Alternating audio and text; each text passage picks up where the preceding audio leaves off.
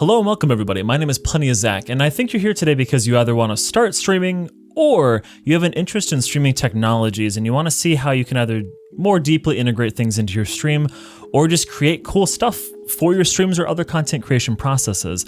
And that's exactly what I'll be doing today with part one of a longer series that I'll be doing here about setting up your streaming software, setting up your alerts, as well as how to set up stream controllers. One of the biggest things you can do with stream controllers is stuff just like this.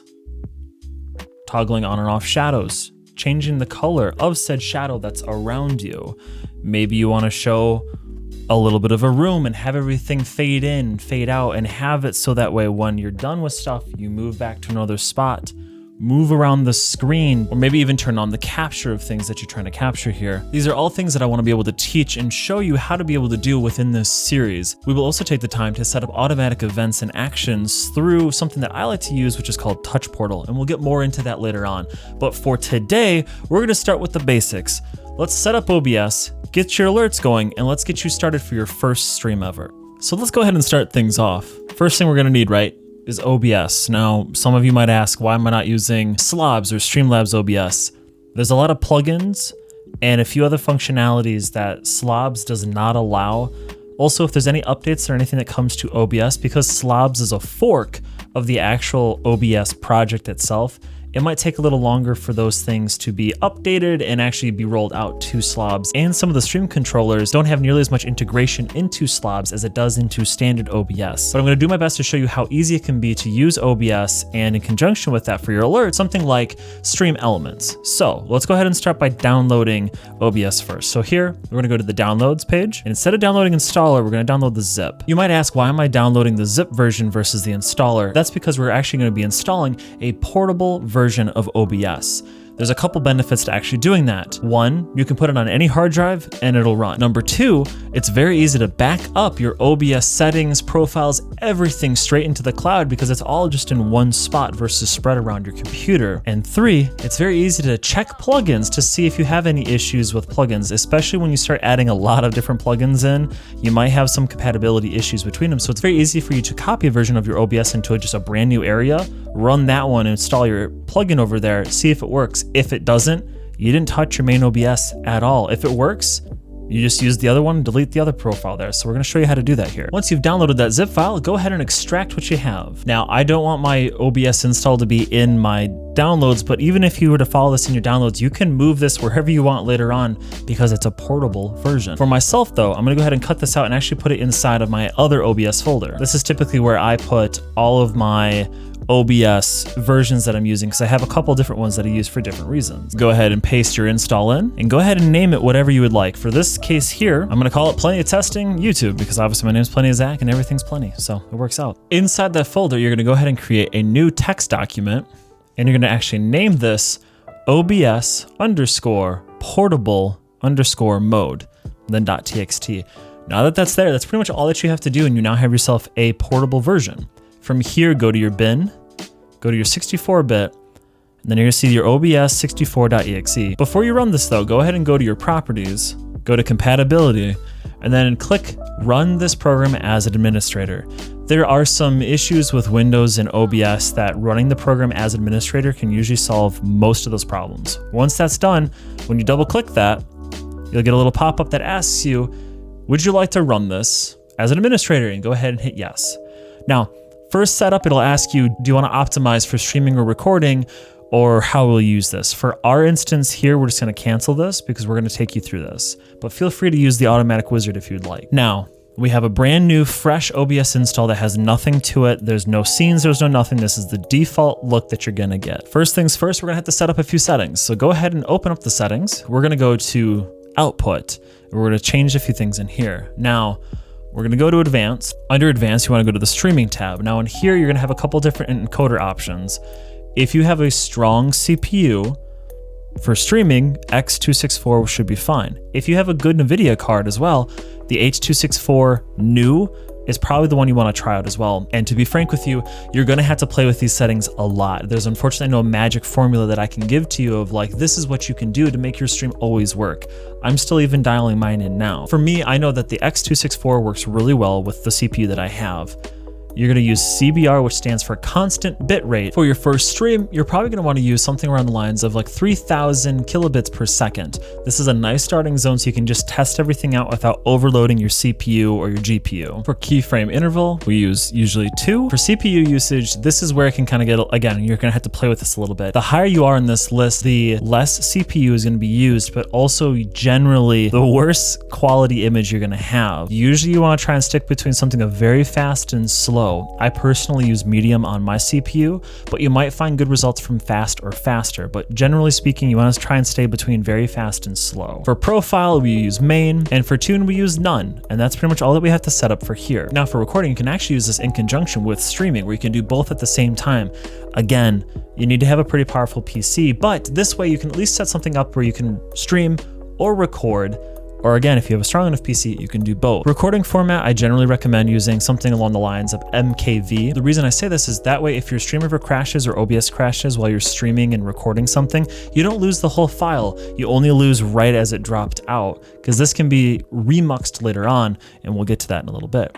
For the encoder, I find that for recording, the NVIDIA NVENC does very well. But again, try out X264 and see what works better for you. Generally speaking, for recording, I use CQP. For the CQ level, anywhere between 20 and 26 is probably a good place to start with. I personally, when I'm streaming and recording stuff, I'd usually use 24. When I'm just recording, I'll use 22.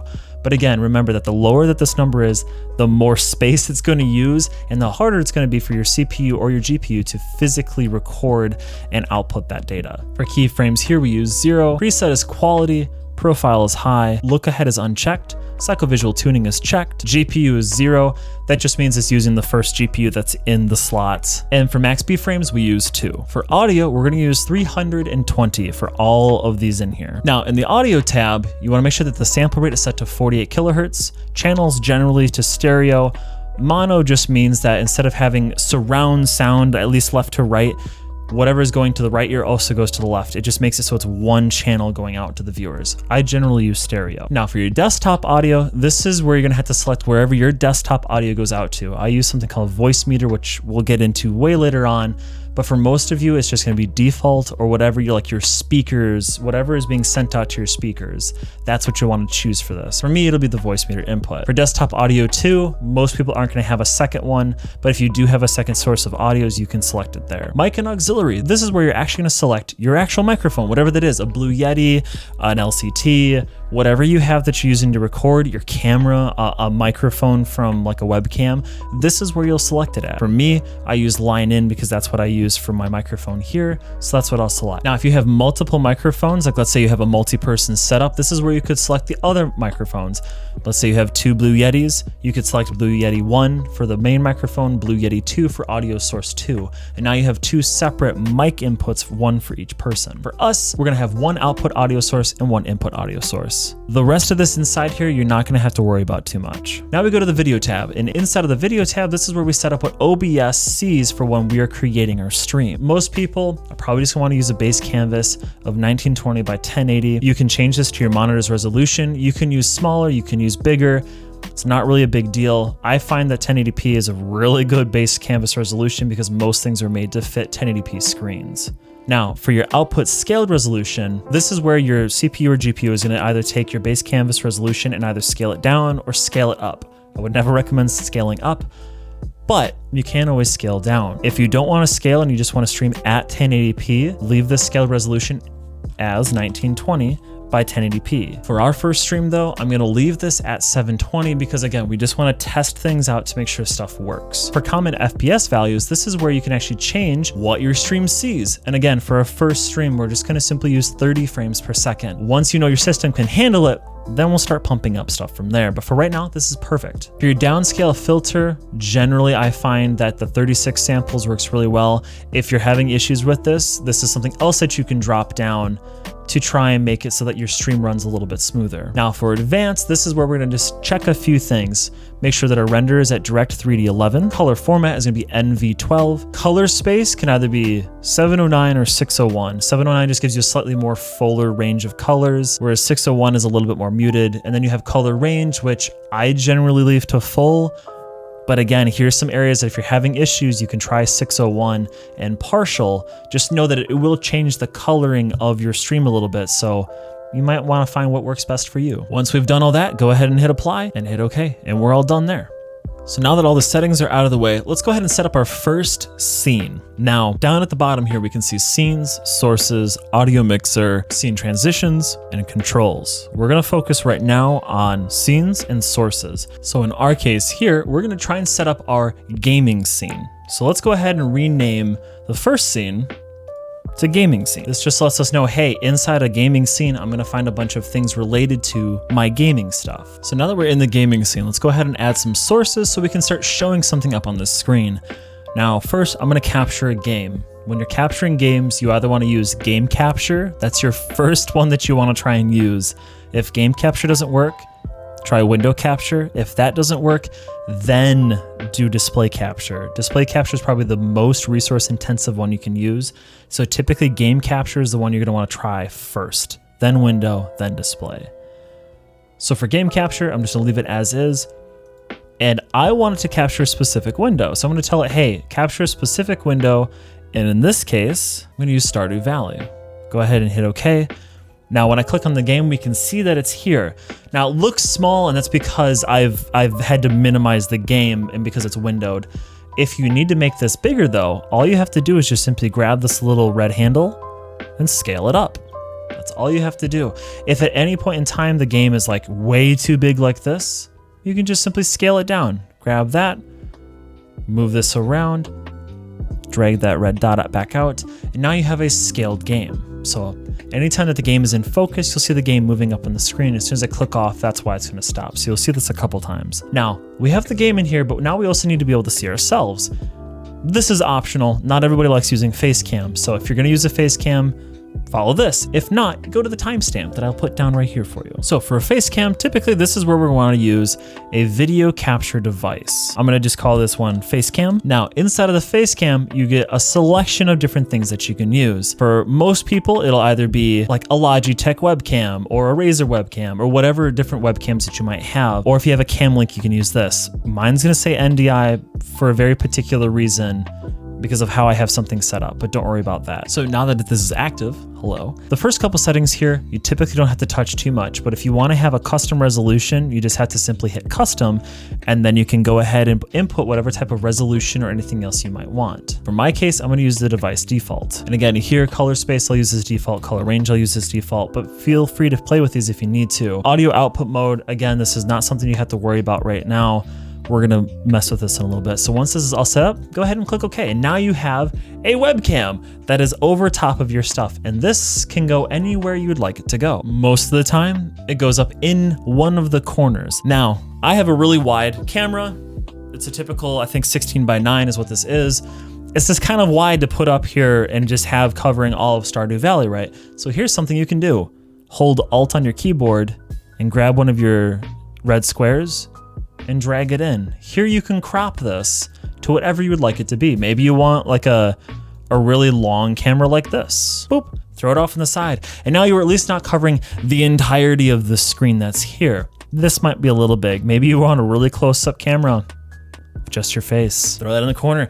You're good to rock and roll. And this can be moved at any time by just clicking and dragging it. So if let's say you realize you're covering something that's really important, just grab it, move it someplace else. And that's all you have to do. Just so you don't accidentally grab your gameplay in the background, what you can do is down on the sources tab where it says game capture, there's a little lock. Click the lock button, and once that's locked, I can no longer drag anything that is locked, but I can immediately grab my face cam and move that around. So this is really good if you've got something that's been perfectly positioned and it's right where you want it to be. Don't touch it, lock it. Now that I'm in a better position here, we've got the ability to just play the game. If you want no alerts, you can hit stream right here and see what happens. But we usually like to have alerts. So let's go ahead and take a look at some alerts, shall we? Now for alerts, I typically like to use something called streamelements because it makes it very easy to change and do a bunch of other stuff that you need to do. When you sign into streamelements, it'll ask you to sign in with your YouTube or your Twitch or whatever else you're gonna use. Obviously we're doing Twitch here. So I signed in with that. And now I can have it join my channel and be a mod for me so it can automatically do some stuff. And we'll get into that later on. But for right now, we're gonna look at overlays. So go ahead and over on the side, streaming tools, you're gonna go to my overlays. Once you're inside my overlays, you'll see here that you most likely don't have anything in here. We're gonna go ahead and create a new overlay. Now, this is where I talked about earlier, one of the settings that I said most things are typically made to go for 1080p. This is one of them that's just easier if you're at 1080p. But again, if you need to resize it to 1440p or 900p or 720p, here's one of the ways you can go ahead and do that. For us, I'm gonna go for 1080p. Go ahead and click start. And now you basically have a canvas here that is 1080p. Now, to add alerts, we're gonna go ahead and add a widget here. Go to alerts and go to alert box. This is gonna give us a big old box that's right here that's gonna show alerts. Now, you can emulate alerts to make sure that things are gonna show up. So let's emulate like a follower event. You click this, boom, Amanda is now following. We can see right here that an alert has appeared on the screen. Now, if I were to take this and plug this straight into my OBS, that means the alert is gonna be dead center on the screen. Generally, you don't wanna have your alerts dead center as it kind of blocks what's happening. I typically like to put mine over in the corner or down below, still centered, but just lower. And for our case, I'll put this over in the lower left. I'll resize it a little bit, bring it down over here, and we'll just see what this looks like. Let's try a subscriber event. Cool, feels bad, man, just subscribe, thanks. Follower events work, subscriber events work, tip events should work as well. These are all things that'll pop up when they happen on your stream. So how do we get from this to actually having it shown up in OBS? Well, first of all, go ahead and click save, and we're gonna give it a name. I'm gonna call it our first overlay. Now that that's done, go ahead and click save. Up here, you'll see what almost looks like a chain link. Go ahead and click that, and that's gonna copy the URL of what you just used. Go back to your OBS, go ahead and add a new source. Go to browser. We're gonna call this one alerts because that's exactly what we're adding. Our width will be 1920 by 1080. Remember, we copied something, so you can go up here and paste that in there. Go ahead and click OK. Now, you just kind of see that there's just the red border around here, but there's nothing showing up, and we're gonna show that. And again, I'm gonna go ahead and lock that so I don't move it. There was something in here on the emulate that was a check mark for preview live on stream. Go ahead and click that. I'm gonna drag this to another screen just so I can make this a little easier to show. On the stream now, if you go ahead and go to your emulate and click follower event, you will now see that in our lower corner over there, that an alert popped up. You now have alerts on your screen. Feel free to move this alert anywhere that you would like to move it to, and that's pretty much all you need. Again, we're just starting basic here. We'll start adding more fancy alerts or more customized or more personal alerts later on, but again, we're just trying to get you started for your first stream, okay? What happens if you had to go to the bathroom or something like that? This is where you could use something called a BRB scene. So if you click down here in the scenes, you can click add. I'm just gonna call this BRB screen. I'm really basic with my naming scheme because I like to keep it simple. Let's add some text. And I'm just gonna call this BRB text. Look, I told y'all, I'm gonna be real simple with this. And I'm just gonna call this, ready? And we're gonna click this text page and go BRB. Done. Scale that bad boy up. Boom. Now some of you might be like, why are we using just big black text for BRB? We're doing this because the fact that, again, we're just trying to get you ready for the first stream. This is just a, hey, let's have some stuff here that works. We'll start adding more functionality to things later on. We're just trying to get you started. So you're playing your game, you're having a great time. You're like, oh, hey, I need to go get some food or I need to go use the restroom or whatever else. All you have to do is click the BRB screen and you're here. Alternatively, for a BRB screen, you could also just simply add a text into your original one here. And remember, because we've already added it, I could just add an existing text. Bring this in.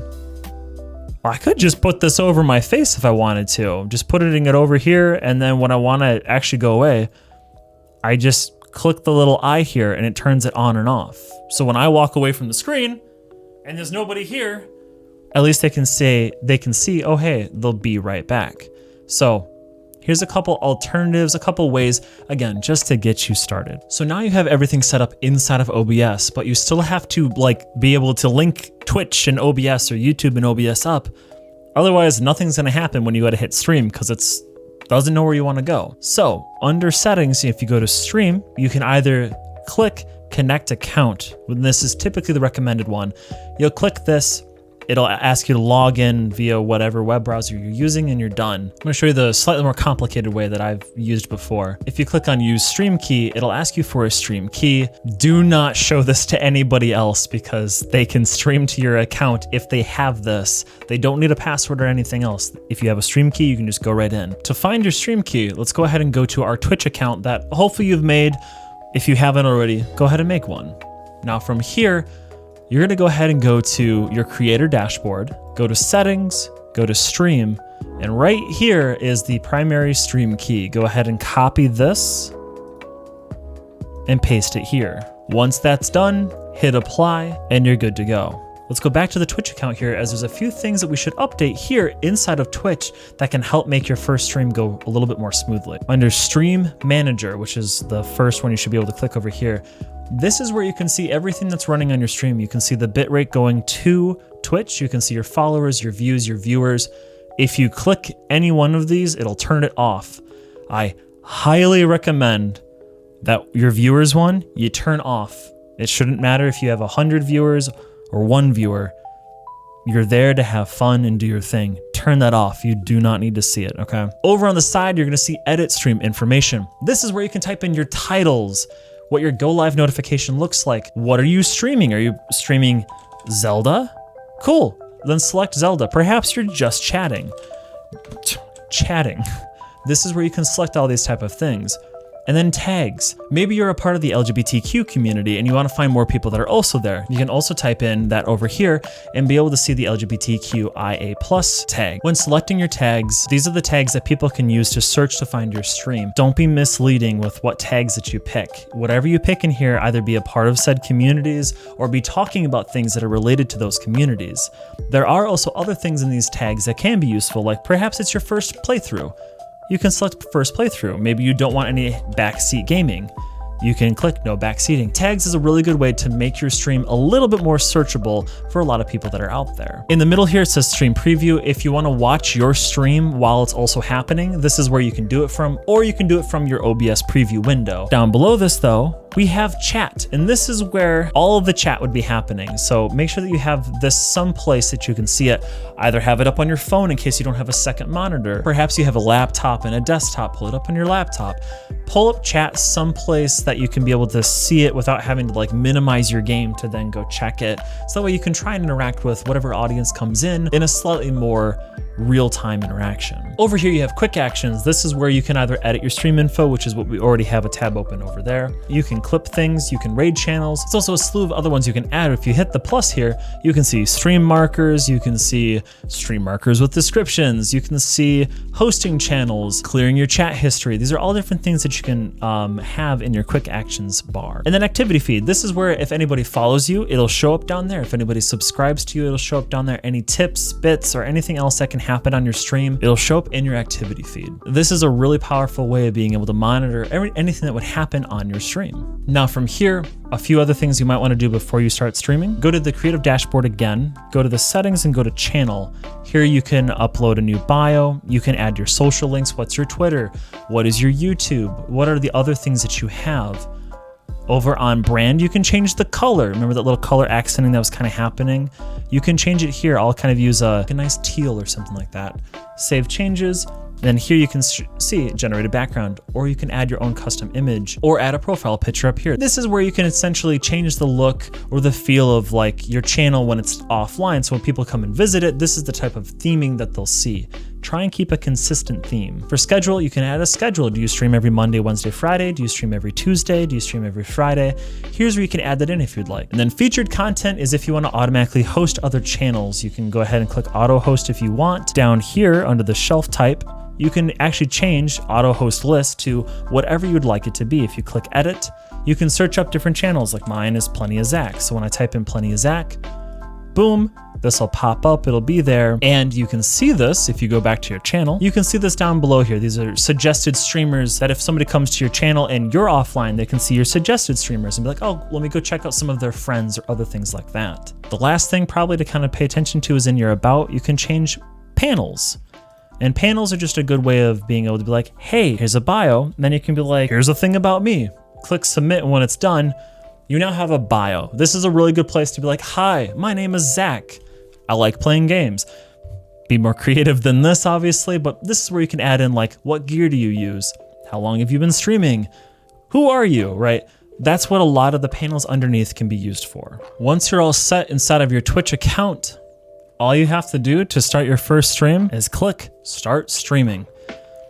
Your first stream isn't gonna be perfect, and that doesn't matter. You have to start somewhere.